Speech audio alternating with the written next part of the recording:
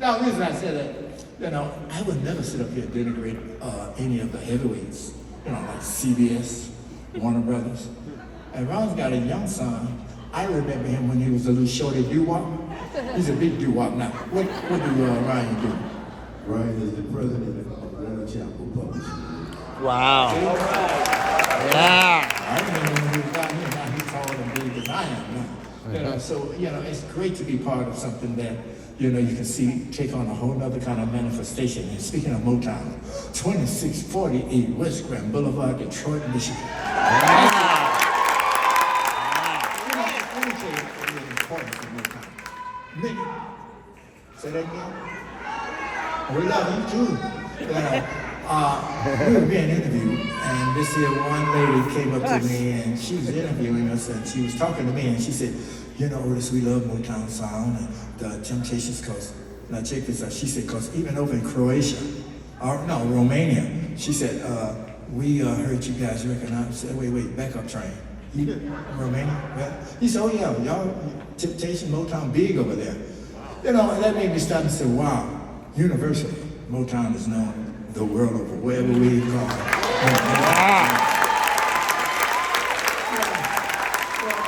The reason I feel that way, because no other company would do what Motown was doing. And by that I mean, you see, not only is Motown known for all the hits and the artists that came from there, the songwriters, the producers, they had a division called Artist Development.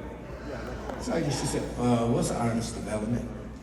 It's where we had to go to school.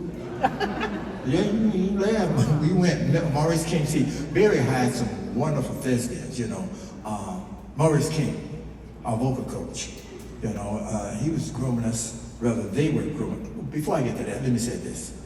You see all this stuff that we're doing up on stage, all this choreography and making sure, yeah. Well, we have to give credit to the late, great Paul Williams. Yeah.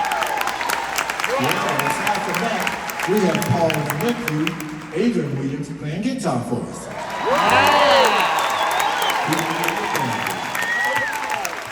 Yeah, and as I was about to say, so Monday, Maurice King, Harvey Fuqua and Barry Gordy, they were talking about all the wonderful acts that they have, and we need to groom them, cultivate them so they, present themselves in the right way. So Harvey said, well, I know some people, Barry. So Barry said, well, go get them.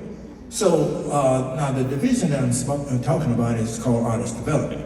And so when Barry hired these four wonderful guys that was teaching us, the first one was Charlie Atkins.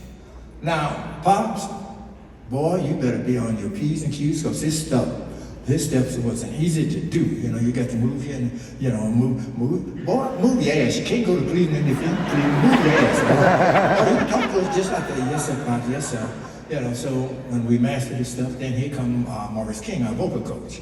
So now Maurice King was the vocalizers. See, when the Temps started singing, we used to start rehearsing with gospel. Swan silver tones, Dixie hummingbirds, harmonizing for them. Man, please. Temps would blow them off the stage. That's the classic Temps, David, Eddie, Paul, Melvin, myself.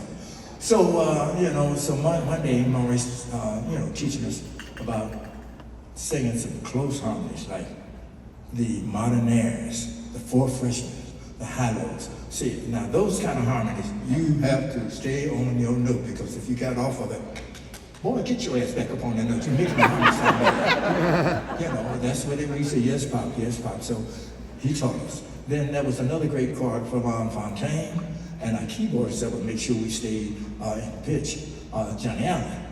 So we rehearsed and rehearsed. We went to New York City.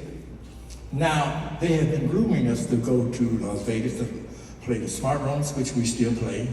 Then there was a club in Cherry Hill, New Jersey called Latin Casino, which would seat 2,000 people per show. So we had to do 10 days there, 2 shows a night, packed. But here come 5 brothers from down south, Paul, Eddie, David, Melvin, and myself. We played the Copacabana, broke every existing records at the Copacabana. Nice. Yeah. Yeah. We used to have a house there. Frank Sinatra, Perry Como, Tony Bennett, Sammy Davis Jr., the heavyweights played there, but we come and we packed that place. Ooh, I was kind of scared because the police was out there on horses trying to regulate the the place wasn't that big, but they were standing all outside. So we've had some wonderful times, you know, and I thank God for that. And but getting back to the teaching of Motown, Maurice King said one day after we had been rehearsing, he said, we were getting ready to run out the door. He said, y'all come back here, I got something to talk to you about. We said, Pops, we've been here since early. Shut up, boy, sit down. He sat down. Now, what I'm about to say applies to everybody in this building, not just relegated to the Temptation. Bob said, the first thing, you cannot tell anybody what to do or how to do when it comes to their politics. Yeah. Oh, they got quiet on that one. See? I know. The second one was, you cannot tell anybody about their religion. They're still quiet, okay. The third one was, you cannot tell anybody about how or how not to spend their money. Yeah. And the fourth one, every group got one. By that I mean, Fix Bad Boy. He said, you cannot tell anybody who they should and should not make love to. Talking about you. Yeah, no, you can tell anybody who they should and should not make love to. You know, so like I said, we were taught some wonderful, things about being in show business. But the song that we're about to do for you now, we got the green light that we were getting ready to do our 60th anniversary album.